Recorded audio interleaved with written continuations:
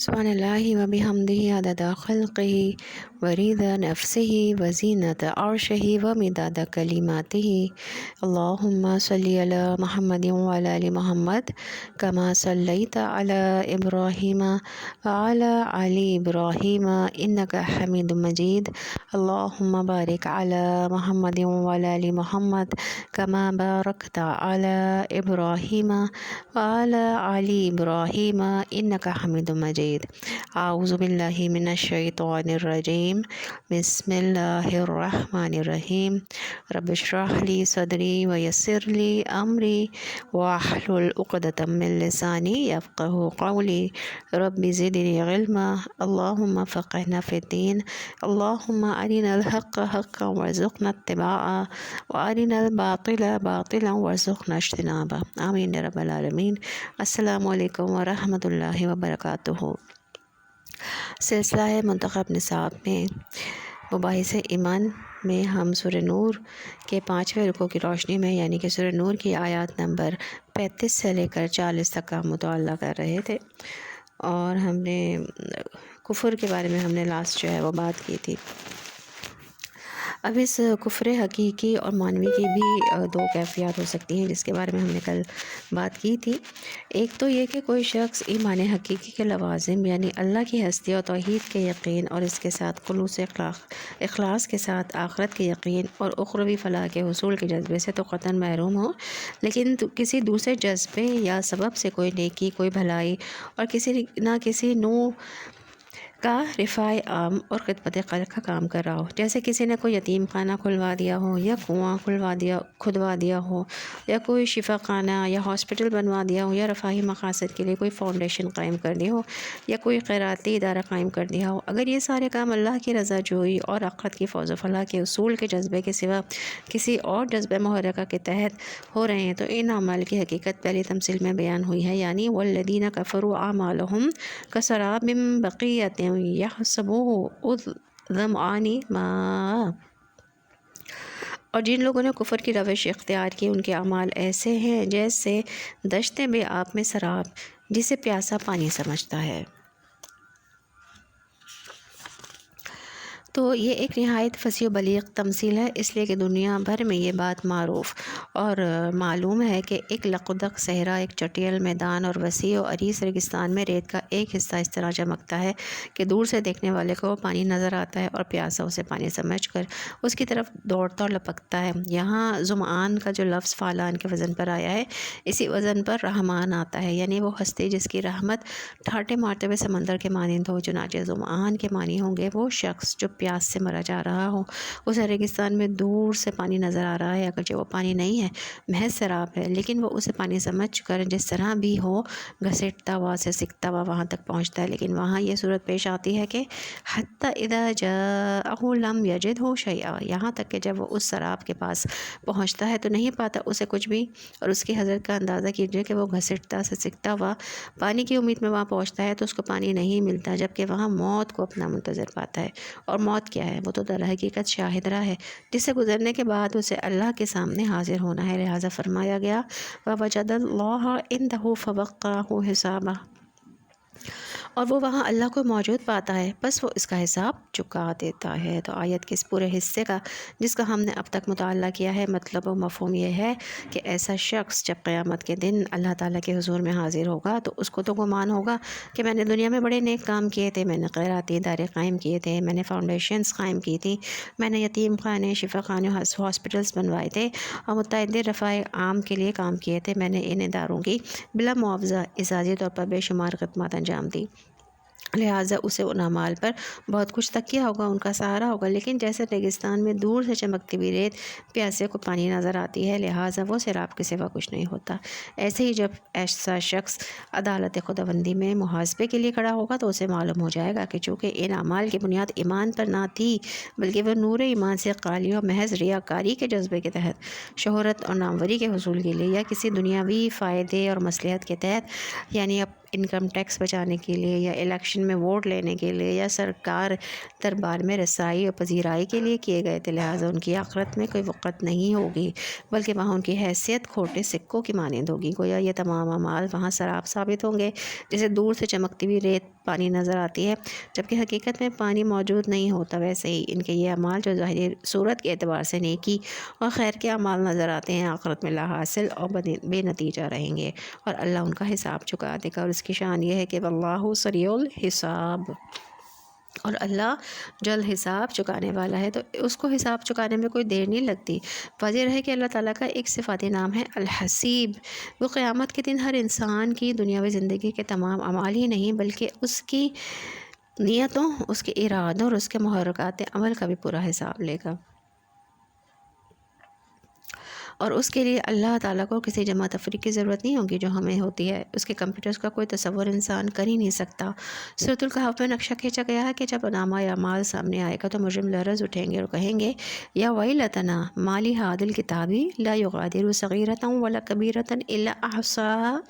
سورہ کہف، ہائے ہماری شامت، یہ اعمال نامہ کیسا ہے کہ اس نے کسی چھوٹی بڑی چیز کو چھوڑا ہی نہیں کہ جس کا احاطہ نہ کر لیا ہو۔ تو اس میں تو بہت باریک بھی تفصیلات کو بھی نہیں چھوڑا گیا، چھوٹی سے چھوٹی اور معمولی سے معمولی بات بھی اس میں موجود ہے، اور یہ بڑی سے بڑی بات بھی احاطہ کیے ہوئے۔ تو یہی بات سورہ زلزال میں فرمائی گئی ہے، فَمَن يَعْمَلْ مِثْقَالَ ذَرَّةٍ خَيْرًا يَرَهُ وَمَن يَعْمَلْ مِثْقَالَ ذَرَّةٍ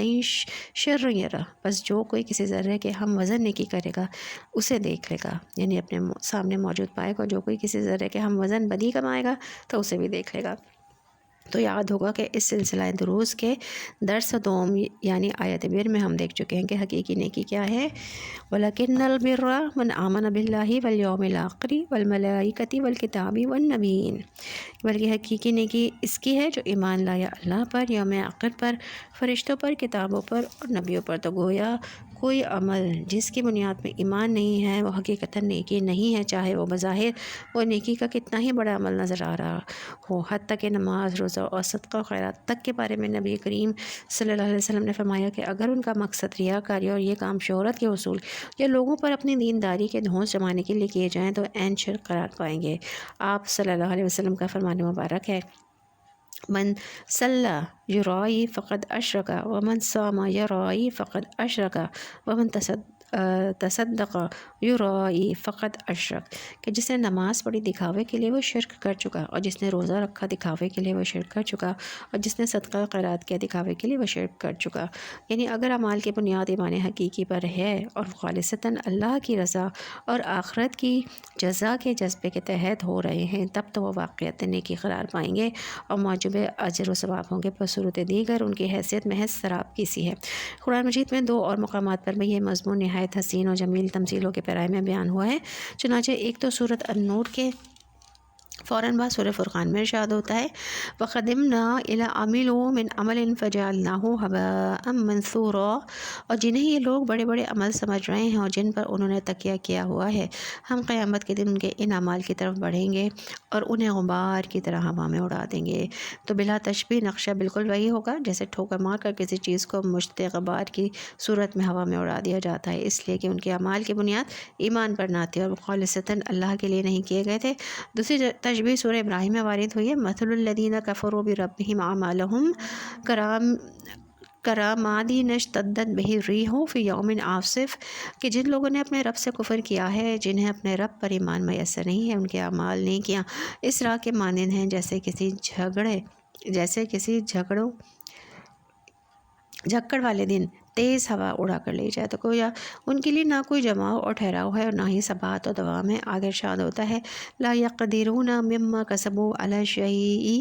ذلک هو الضلال البعید، اور وہ اپنے کیے کا کچھ بھی پھل نہ پا سکیں گے، یہی پرلے درجے کی گمراہی ہے۔ یعنی جسے وہ اپنی کمائی اور کسب سمجھ رہے ہوں گے، اس پر اجر و ثواب کی امید لگائے بیٹھے ہوں گے، اس میں سے ان کے ہاتھ میں کچھ بھی نہ آ سکے گا، اور واقعہ یہ ہے یہی ہے بہت دور کی گمراہی اور سب سے بڑی محرومی اور ناکامی۔ الغرض کفر کفر کا ایک درجہ تو یہ ہے کہ انسان حقیقی ایمان سے محرومی کے باعث خلوص اور اخلاص سے تو تہی دست تو تہی دامن ہو، لیکن مضطرب ضمیر کے لیے چھوٹا اطمینان فراہم کرنے کی غرض سے یا شہرت و عزت کے حصول کی خاطر یا کسی اور دنیاوی فائدے یا مصلحت کے لیے نیکی کے کام سر انجام دے رہا ہو، تو آیت زیر درس کی روح سے ایسی نیکیاں اس قسم کے اعمال خیر محض سراب کا درجہ رکھتے ہیں۔ اس سراب کے دھوکے میں گرفتار ہونے کی وجہ یہ ہے کہ ایسے لوگ حقائق سے محجوب ہوتے ہیں اور فکر و نظر کی سطح پر مختلف انواع تاریکیوں میں اور اندھیروں میں بھٹک رہے ہوتے ہیں۔ ان لوگوں کو ان تاریکیوں اور اندھیروں سے نکال کر ایمان کی روشنی میں لانا ان حضرات کی ذمہ داری ہے جن کو اللہ نے نور ایمان سے بہرور فرمایا ہے، جیسے سورہ الحدید میں اللہ تعالیٰ نے اپنے رسول جناب محمد صلی اللہ علیہ وآلہ وسلم کے متعلق ارشاد فرمایا، هو الذی ينزل علی عبدہ آیات بینات لیخرجکم من الظلمات الی النور، وہی ہے اللہ جو اپنے بندے پر قرآن مجید کی روشن آیات نازل فرماتا ہے تاکہ وہ تمہیں کفر و ناشکری کے اندھیروں سے نکال کر ایمان کی روشنی میں لے آئے۔ تو اب جن کی بھی آنکھیں کھل گئی ہوں اور جن کو بھی نور ایمان کی کوئی رمق میسر آ گئی ہو، تو یہ ان کی ذمہ داری ہے کہ وہ اپنے ابنائے نو کو ایمان حقیقی کی دعوت دیں، جیسا کہ نبی کریم صلی اللہ علیہ وسلم نے ارشاد فرمایا، لا یؤمن احدکم حتی یحب لیقیہ ما یحب لنفسہ،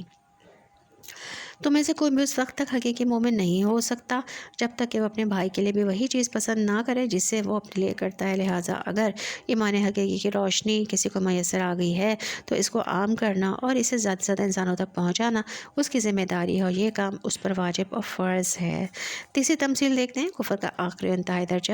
کفر کا دوسرا یعنی آخری و انتہائی درجہ یہ ہے کہ ایمان سے محرومی پر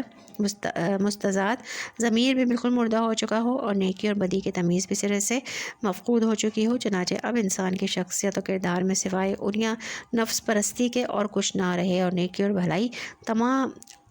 بھلائی ملمے کے درجے میں بھی موجود نہ ہو۔ یہی وجہ ہے کہ تیسری تمثیل میں یہ انتہائی کیفیت بیان ہوئی ہے کہ روشنی کی کوئی ایک کرن بھی موجود نہیں، بلکہ انتہائی تاریکی اور تہ برتہ ظلمتیں ہیں، اندھیرے ہیں، یعنی کامل خود غرضی ہے، خواہشات و شہوات ہی کی پیروی، انسان ہوائے نفس ہی کا بندہ بے دام بن کر رہ گیا ہے، کوئی جھوٹ موٹ کی نیکی اور دکھاوے کا خیر بھی موجود نہیں ہے اور کوئی بھلائی خواہ وہ بلما ہی کی نوعیت کی ہو اس کی بھی کوئی کرن سیرت و کردار میں نظر نہیں آتی۔ گویا یہ ضلالت، گمراہی اور گراوٹ کی آخری انتہا ہے۔ یہی وجہ ہے کہ اس کیفیت کو یوں تعبیر فرمایا گیا ہے کہ ظلمات بعضها فوق بعض، تاریکیوں پر تاریکیاں ہے۔ اس ظلمت مطلق اور تاریکی محض کے لیے جو تمثیل یہاں دی گئی ہے اس کے متعلق کہا جاتا ہے کہ ایک فرانسیسی امیر البحر اسی کی بنا پر ایمان سے مشرف ہو گیا تھا، اس لیے کہ اس نے تحقیق کی تو معلوم ہوا کہ نبی کریم صلی اللہ علیہ وسلم نے زندگی بھر کبھی سمندری سفر نہیں کیا، جبکہ اس تمثیل کے بارے میں اس کا کہنا یہ تھا کہ تمثیل صرف وہی شخص دے سکتا ہے جس کی بیشتر زندگی سمندر کے سفر میں گزری ہو اور اسے گہرے سمندر میں اکثر طوفانوں سے سابقہ درپیش آیا ہو اور اسے ذاتی تجربہ ہو کہ سمندر کی گہرائی میں اندھیرے کی کیا کیفیت ہوتی ہے، جبکہ موجوں پر موجیں چڑھی آ رہی ہوں اور اوپر گہرے بادل بھی ہوں تو ستاروں کی کوئی چمک بھی پانی میں منعکس نہ ہو رہی ہو۔ ایسی مکمل تاریکی کا کوئی تخیل اور تصور کسی عام انسان کے لیے ممکن نہیں، لہٰذا یہ تمثیل اور یہ تشبیہ یا تو وہی شخص دے سکتا ہے جسے عملاً کسی اندھیری رات میں جبکہ گہرے بادل بھی چھائے ہوئے ہوں سمندر میں کسی طوفان سے سابقہ پیش آیا ہو، پھر وہ قادر الکلام بھی ہو، فصاحت و بلاغت سے بدرجہ تمام و کمال بہرور ہو، یا پھر ایسی تمثیل اور تشبیہ صرف اللہ ہی بیان کر سکتا ہے جو کل کائنات کا خالق اور مدبر ہے۔ لہٰذا اس فرانسیسی امیر نے تسلیم کیا کہ قرآن مجید اللہ کا کلام ہے، یعنی جو محمد صلی اللہ علیہ وسلم پر نازل ہوا، چنانچہ وہ ایمان لے آیا۔ سبحان اللہ۔ تو اب ذرا تمثیل کے الفاظ پر توجہ مرکوز کیجیے۔ ارشاد ہوتا ہے، او کظلمات فی بحر اللجی یغشاہ موج من فوقہ سحاب، ظلمات بعضها فوق بعض اذا اخرج یدہ لم یکد یراہا، کہ یا جیسے وہ اندھیرے جو کسی گہرے سمندر میں ہوں جسے ڈھانپے ہوئے ہو موج، پھر اس کے اوپر چڑھی ہوئی آ رہی ہو ایک اور موج، اور پھر مطلع بھی صاف نہ ہو بلکہ اس کے اوپر بادل چھائے ہوئے ہوں، گویا تاریکیوں پر تاریکیاں ہیں، جب وہ اپنا ہاتھ نکالتا ہے تو اسے بھی نہیں دیکھ پاتا۔ تو خوب اندھیرے کے لیے ہماری زبان کا بھی محاورہ ہے نا، ہاتھ کو ہاتھ سجائی نہیں دیتا، اس لیے کہ ایک انسان جب اپنا ہاتھ نکالتا ہے تو اس سے سمت کا شعور تو حاصل ہوتا ہے اور خوب اندازہ ہوتا ہے کہ میرا ہاتھ کدھر ہے، لیکن اگر وہ اس کے باوجود اپنے ہاتھ کو بھی نہیں دیکھ پا رہا تو معلوم ہوا کہ انتہائی تاریکی اور روشنی کی کوئی رمق بھی موجود نہیں۔ سبحان اللہ و بحمدہ، یہ ہے تمثیل کی معراج اور تشبیہ کا کمال۔ اب اس آیت مبارکہ کے آخری حصے پر غور فرمائیے، ارشاد ہوتا ہے وَمَن لَّمْ يَجْعَلِ اللَّهُ نُورَهُ نُورًا فَمَا لَهُ مِن نور، اور جس کو اللہ ہی نے نور عطا نہ فرمایا تو اس کے لیے کوئی نور نہیں ہے۔ تو نور تو اصل میں ایمان ہے، اگر ایمان میسر نہیں تو پھر نور کہاں؟ اس صورت میں تو تاریکیاں ہی تاریکیاں ہیں۔ اور اس درس کے آغاز میں ہم نے پڑھا تھا کہ جیسے نور خارجی اشیاء کے ظہور کا ذریعہ بنتا ہے، ویسے ہی نور باطنی حقائق کے ظہور کا ذریعہ بنتا ہے۔ گویا نور ایمان نہ ہو تو حقائق کا ادراک ممکن نہیں ہے، اسی کو بصیرت یعنی باطنی مشاہدہ کہا جاتا ہے۔ رہی ہماری ظاہری بصارت تو وہ حیوانات کو بھی حاصل ہے۔ اور کسی کا شعر ہے نا کہ دم چیست پیام از شنیدی نہ شنیدی، درخواہ کے تو یک جلوہ عام اس ندیدی، دیدن دگر آموز شنیدن دگر آموز، یعنی یہ سانس کی آمد و رفت کیا ہے؟ ایک پیغام ہے، تم سنتے ہو یا نہیں سنتے، اور تمہاری خاکی وجود ایک نور کی جلوہ گاہ بھی ہے، تم دیکھتے نہیں ہو۔ تو تمہیں چاہیے کہ حیوانی سماع بصر سے بلند تر سطح پر ایک دوسرے ہی کی طرح کا دیکھنا بھی سیکھو اور سننا بھی۔ واقعہ یہ کہ ایمان حقیقی کے بغیر انسان اس دیدن دگر اور شنیدن دگر سے محروم رہتا ہے۔ یہی وجہ ہے کہ نبی کریم صلی اللہ علیہ وسلم کی یہ دعا تو بہت ہی مشہور ہے نا، اللہم ارینی حقیقت الاشیاء کما ہی، کہ اے اللہ مجھے اشیاء کی حقیقت دکھا جیسے کہ وہ فی الحقیقت ہیں۔ علاوہ صحیح بخاری، صحیح مسلم اور دیگر کتب حدیث میں بھی یہ دعا بھی منقول ہے جو حضور صلی اللہ علیہ وسلم خاص طور پر فجر کی سنتوں اور فرضوں کے درمیان پڑھا کرتے تھے۔ وہ کیا ہے؟ اللہم اجعل فی قلبی نورا وفی بصری نورا وفی سمعی نورا وعن یمینی نورا وعن یساری نورا وفوقی نورا وتحتی نورا وامامی نورا وخلفی نورا واجعل لی نورا وفی لسانی نورا وفی عصبی نورا ولحمی نورا ودمی نورا وشعری نورا وبشری نورا واجعل فی نفسی نورا وآدم لی نورا۔ اللہم اعیذنی نورا، کہ اے اللہ میرے دل میں نور عطا فرما، میری بصارت میں نور عطا فرما، میری سماعت میں نور عطا فرما، اور میری داہنی جانب سے نور عطا فرما، میری بائیں جانب سے بھی نور عنایت کر، اور میرے اوپر سے بھی نور دے، میرے قدم و تلے سے نور دے، میرے سامنے سے نور دے، میرے پشت کے پیچھے سے نور دے، اور میرے لیے نور ہی نور کر دے، اور میری زبان میں نور بھر دے، اور میرے رگ و پے میں نور بھر دے، اور میری گوشت میں نور بھر دے، میرے خون میں نور بھر دے، میرے بالوں میں نور بھر دے، میری کھال میں نور بھر دے، اور میری جان کو نور سے لبریز کر دے، میرے نور کو فراخ اور وسیع فرما دے، اور مجھے نور ہی نور عطا فرما۔ تو اس سبق کی پہلی آیت یعنی 35 میں ہم پڑھ چکے ہیں، یہدی اللہ لنورہ من یشاء، اللہ ہدایت بخشتا ہے اپنے نور کی جس کو چاہتا ہے، اور چونکہ ہدایت کے مفہوم میں رہنمائی یعنی راستہ دکھانے سے لے کر منزل مقصود تک بالفعل پہنچا دینے کے جملہ مراحل داخل ہیں، لہٰذا اس کے معنی یہ بھی ہیں کہ اللہ رسائی عطا فرما دیتا ہے اپنے نور تک جس کو چاہتا ہے۔ تو اللہ تعالیٰ ہمارے دلوں میں بھی یہ ولولہ، یہ امنگ اور یہ آرزو پیدا فرما دے کہ ہم بھی ان خوش نصیبوں میں شامل ہوں جنہوں کو کفر و شرک، الحاد و زندقہ، مادہ پرستی، ریاکاری، منافقت اور قول و عمل کے تضاد کے اندھیروں سے نکل کر ایمان و یقین کی روشنی میں جانے کی توفیق مل گئی ہو، آمین یا رب العالمین۔ تو یہاں پہ سورہ نور کی جو آیات کا مطالعہ کر رہے تھے وہ یہاں پہ الحمدللہ مکمل ہوا۔ اب مباحث ایمان میں، ایمان بالآخرہ میں ہم سورۃ القیامہ کی روشنی میں اثبات آخرت کے لیے قرآن کا کیا استدلال ہے اور سورہ قیامہ اس کا حسین نمونہ ہے، اس کا ہم مطالعہ کریں گے انشاءاللہ۔ سورۃ القیامہ کا فاعوذ باللہ من الشیطان الرجیم، بسم اللہ الرحمن الرحیم، لا اقسم بیوم القیامہ ولا اقسم بالنفس اللوامہ، یحسب الانسان ان لن نجمع عظامہ بلا قادرین علی ان نسوی بنانہ بل یرید الانسان لیفجر امامہ یسأل ایان یوم القیامہ فاذا برق البصر وخسف القمر وجمع الشمس القمر یقول الانسان یومئذ این المفر کلا لا وزر الی ربک یومئذ المستقر ینبأ الانسان یومئذ بما قدم وأخر بل الانسان علی نفسه بصیرا ولو القى معاذیرا لا تحرک به لسانک لتعجل به ان علینا جمعه وقرآنه فإذا قرآنه فاتبع قرآنه ثم إن علينا بيانه كلا بل تحبون العاجلة وتذرون الآخرة وجوه يومئذ ناظرة إلى ربها ناظرة ووجوه يومئذ باسرة تظن أن يفعل بها فاقرة كلا إذا بلغت التراقي وقيل من راق وظن أنه الفراق والتفت الساق بالساق إلى ربك يومئذ المساق فلا صدق ولا صلى ولكن كذب وتولى ثم ذهب إلى أهله يتمطى أولى لك فأولى ثم أولى لك فأولى أيحسب الإنسان أن يترك سدى ألم يكن نطفة من مني يمنى ثم كان علقة فخلق فسوى فجعل منه الزوجين الذكر والأنثى أليس ذلك بقدر على أن يحيي الموتى۔ شروع اللہ کے نام سے جو بڑا مہربان نہایت رحم والا ہے۔ نہیں میں قسم کھاتا ہوں قیامت کے دن کی، اور نہیں میں قسم کھاتا ہوں نفس لوامہ کی۔ کیا انسان یہ گمان کرتا ہے کہ ہم اس کی ہڈیاں جمع نہیں کر سکیں گے؟ کیوں نہیں، ہم تو پوری طرح قادر ہیں اس پر بھی کہ ہم اس کی ایک ایک پور درست کر دیں، بلکہ انسان تو یہ چاہتا ہے کہ فسق و فجور آگے بھی جاری رکھے۔ وہ پوچھتا ہے کب آئے گی قیامت کا دن؟ بس جب نگاہیں چندیا جائیں گی اور چاند بے نور ہو جائے گا اور سورج اور چاند یکجا کر دیے جائیں گے، اس دن انسان کہے گا کہاں ہے کوئی بھاگ جانے کی جگہ؟ کہا جائے گا ہرگز نہیں، کوئی جائے پناہ نہیں ہے۔ اس روز تمہارے رب ہی کے حضور میں جا کر کھڑے ہونا ہے۔ جتلا دیا جائے گا انسان کو اس دن جو کچھ اس نے آگے بھیجا ہوگا اور جو کچھ پیچھے چھوڑا ہوگا، بلکہ انسان تو اپنے نفس کے احوال پر خود ہی خوب بصیرت رکھتا ہے، اور چاہے وہ کتنے ہی بہانے پیش کرے، آپ اس قرآن کے ساتھ اپنی زبان کو تیزی سے حرکت نہ دیں۔ اسے جمع کرنا اور پڑھوا دینا ہمارے ذمے ہے۔ پھر جب ہم پڑھنے لگیں فرشتے کی زبانیں تو ساتھ رہیے اس کے پڑھنے کے، پھر مقرر ہمارا ذمہ ہے،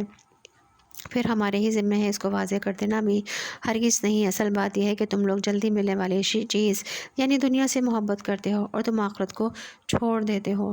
بہت سے چہرے اس دن تر و تازہ ہوں گے، اپنے رب کی طرف دیکھ رہے ہوں گے، اور بہت سے چہرے اس روز اترے ہوئے ہوں گے، ان کو یقین ہوگا کہ اب ان کے ساتھ کمر توڑ سلوک ہونے والا ہے۔ ہرگز نہیں، جبکہ جان آ کر پھنس جاتی ہے ہنسلیوں میں اور کہا جاتا ہے کہ ہے کوئی جھاڑ پھونک کرنے والا، اور وہ سمجھ جاتا ہے کہ اب جدائی کی گھڑی آن پہنچی ہے اور پنڈلی سے پنڈلی لپٹ جاتی ہے۔ اس دن تو آپ کے رب ہی کی طرف دھکیلے جانا ہے۔ بس اس نے نہ تو تصدیق کی اور نہ نماز پڑھی، بلکہ اس نے جھٹلا دی اور پیٹھ موڑ لی۔ پھر جلد ہی اپنے گھر والوں کے پاس اکڑتا ہوا، افسوس ہے تجھ پر افسوس ہے، پھر افسوس ہے تجھ پر افسوس ہے۔ کیا انسان یہ سمجھتا ہے کہ اسے یوں ہی چھوڑ دیا جائے گا؟ کیا وہ حقیر پانی کی ایک بوند نہیں تھا جو رحم مادر میں ٹپکائی جاتی ہے؟ پھر وہ ایک علقہ بنا، پھر اللہ نے اس کو بنایا اور اس کے اعضاء درست کیے، پھر اسی سے اس نے 2 زوج بنائے، نر اور مادہ۔ تو کیا وہ اس پر قادر نہیں کہ مردوں کو زندہ کرے؟ الیس ذلک بقادر علی ان یحیی الموتى۔ تو یہاں پہ یہ ہم نے پوری سورہ قیامہ اور اس کا ترجمہ پڑھا ہے۔ تو اب ہم دیکھتے ہیں کہ آخرت پر ایمان کی بہت اہمیت ہے، خصوصی اہمیت ہے۔ تو ہم ایمان بالآخرت کی اہمیت کے بارے میں چند تمہیدی باتیں نوٹ کر لیتے ہیں۔ قیامت اور آخرت پر ایمان کی اہمیت کا اندازہ قرآن مجید کے ہر پڑھنے والوں کو بآسانی ہو جاتا ہے جب وہ یہ دیکھتا ہے کہ قرآن حکیم کا شاید ہی کوئی صفحہ ایسا ہو کہ جس میں آخرت کا ذکر خفی یا جلی انداز میں موجود نہ ہو۔ چنانچہ مصحف کے ہر صفحے پر کسی نہ کسی اسلوب سے باعث بعد الموت، حشر و نشر، حساب کتاب، جزا و سزا و جنت و دوزخ میں کسی نہ کسی کا ذکر لازماً موجود ہوتا ہے۔ جن مقامات کا مطالعہ ہم اس سلسلہ درس میں کر چکے ہیں، اگر ہم ان کا سرسری جائزہ لیں تو باادنیٰ تأمل نظر آ جائے گا کہ ان میں سے ہر ایک میں آخرت کا ذکر موجود ہے۔ ہمارا پہلا درس سورہ عصر پر مشتمل تھا، اس میں ایک جامع اصطلاح کے طور پر ایمان کا ذکر آیا، لیکن اس کی کوئی تفصیل نہیں تھی۔ البتہ دوسرے ہی درس میں جو سورۃ البقرہ کی آیت نمبر 177 ہے، اس میں ہم نے آیت بر سے جسے ہم نے موسوم کیا ایمانیت کی تفصیل کے ضمن میں ایمان باللہ کے فوراً بعد ایمان یوم الآخرہ پر ایمان کا ذکر آیا، وَلَكِنَّ الْبِرَّ مَنْ آمَنَ بِاللَّهِ وَالْيَوْمِ الْآخِرِ، اور اسی طرح تیسرا درس سورہ لقمان کے دوسرے رکوع پر مشتمل تھا۔ تو اس میں ایک تو قانون مجازات مکافات عمل کا ذکر ہے جو بڑے جامع الفاظ میں حضرت لقمان کی وصیت میں آیا ہے، اور اس کے علاوہ اس رکوع میں ایک جگہ یہ الفاظ آئیں الی المصیر کہ میری ہی طرف لوٹنا ہے، اور ثم الی مرجعکم فانبئکم بما کنتم تعملون، پہ میری طرف تم سب کو آنا ہے اور میں تم سب کو جتلا دوں گا جو تم کرتے رہے ہو۔ تو اس کے بعد ہمارا جو سبق تھا سورہ حامیم سجدہ کی آیات میں، جس میں اہل ایمان کے لیے ان کے استقامت کا انعام جنت کی شکل میں دینے کا وعدہ فرمایا گیا، اور اسی طرح سے سورۃ الفاتحہ اس میں بھی ایک عظیم آیت مبارکہ اس حقیقت کبریٰ کے اظہار کے لیے وارد ہوئی، مالک یوم الدین، اور سورہ آل عمران کی آیات 190 سے 195 تک کہ اس میں بھی ہم دیکھیں، اس میں بھی جو ہے وہ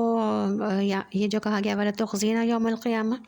کہ اے ہمارے رب ہمیں قیامت کے دن رسوا نہ کیجو۔ پھر مزید آگے چل کر اللہ تعالیٰ اپنے فرما بردار بندوں کو ان الفاظ میں اطمینان دلا رہے ہیں کہ میں لازماً ان کی برائیاں ان سے دور کر دوں گا، ان کو لازماً ان باغات میں داخل کروں گا جن کے دامن میں ندیاں بہتی ہیں۔ اور سورہ نور میں جیسے کہ یخافون یوما تتقلب فیہ القلوب والابصار کہ وَإِلَیہِ المصیر جو ہے وہ یہاں پہ آیا اسی اللہ کی طرف لوٹ کر جانا ہے، اور اسی طرح سے اور تمام دروس جو کہ ہم نے پڑھے اس میں آخرت کے جو ہمارا ایمان ہے آخرت کے ذکر سے خالی نہیں ہے۔ تو بات یہ ہے کہ ایمان بالآخرت اور ایمان بالرسالت دونوں ایمان باللہ کی ہی فروع ہیں۔ چنانچہ ایمان بالآخرت اللہ تعالیٰ کی صفت عدل کا مظہر ہے، اور ایمان بالرسالت جو ہے وہ اللہ تعالیٰ کی صفت ہدایت کا تکمیلی ظہور ہے۔